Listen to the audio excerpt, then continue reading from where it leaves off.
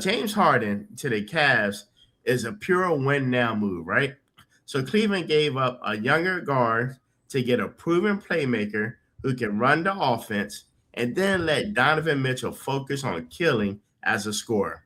The bet is that Harden's brain and his playmaking, not necessarily his old Houston scoring, are what finally unlock a real finals level ceiling.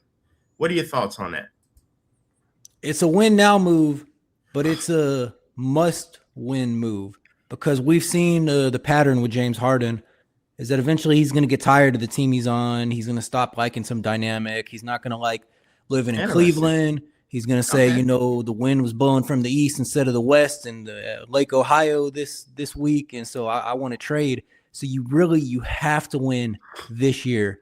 You've got a great team. You've got Harden, who can kill you with scoring. He can give you Houston Harden. We saw it with the Clippers where he was giving them Houston Harden sometimes, but then some days he was giving them playmaker Harden, where he would only have like 8 points, but he'd have like 15 assists.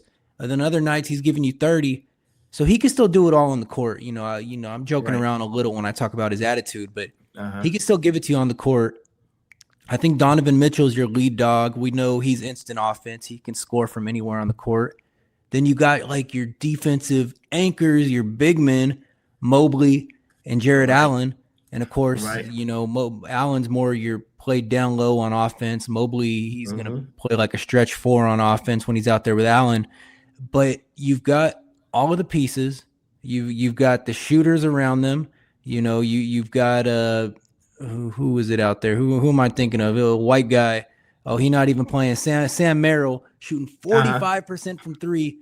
Jalen Tyson shooting 48% from three. So you got your star pieces. You got your star and your role players. You throw Harden in there. I really all the pieces. Yeah, I think you got all the pieces. And, last year they were so good, but they lost in the playoffs. So, fine, okay, you got your choke out of you, right? Because these new teams, they get to the playoffs and they choke the first year. They flame out the first year. So you got that out of your system. You've been to the playoffs and you didn't do so good.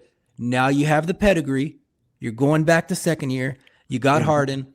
I think, their toughest challenge, because, all the other teams are weakened a little bit. You got Milwaukee, who's probably not even going to make it. You got Boston missing Jason Tatum. Your challenge maybe, New York. I don't think anyone really actually believes in New York. They're going to be good, not great. Your challenge, of course, is Detroit, the new kids on the block. But I think if you're Cleveland, you think you can win that matchup. But you got to make it this year. You got to make it this year because James Harden is under contract, I believe, next year. Then the following year is a player option. So he's going to already be on an expiring deal by next year. If he doesn't show interest in re-signing, then you got to trade him. So we don't know what he's going to be thinking next year. You got to win this year. They're going to be one of the 4 or 5 favorites to win. But if they don't, Harden's going to win out at some point. So it's a win now, but more importantly, it's a must win. You got to do it this year. Right. And listen, kind of what you said about James Harden was true at first, right? So do you remember when he was playing for the Rockets, right? And mostly the Rockets. I can't really say with the Clippers, maybe, but definitely with the Rockets. And they always talked about James Harden would kill you during regular season. And then when postseason come, the playoffs, nowhere to be found. That dominating triple-double, step back, kill you, cross you up, score, just was gone, man. And I don't know what it is. And I know people say playoffs is different than regular season, right? But, bro, if you're killing it during regular season, there's no reason why, even though it steps up a little bit during postseason or playoffs, you should still be killing it. Yeah, you might be locked down just a little bit more. But, bro, if you're, putting up triple-doubles, knocking down threes at will, crossing people up, bro, it shouldn't change that much. He had his moments in different playoff eras. I mean, he had some great moments. I mean, they had some battles with Golden State. So it's a little bit unfair because, he has choked in more recent years. Then on the back end of those Houston Golden State rivalry years, I don't think he was quite as good. But that year where they really had a chance, 17-18, he had his moments. Now he wasn't shooting his regular season levels, but there were games where he was really going back and forth with Curry. And then of course the following year, Chris Paul gets injured, so we we don't quite see what could have been there. Now he's had some playoff stinkers in recent years, but I think Uh-huh. his reputation in the playoffs is a little unfair, especially because come playoffs, they say forget all these other role players. Like we'll let the role players beat us. We're just not going to let James Harden beat us.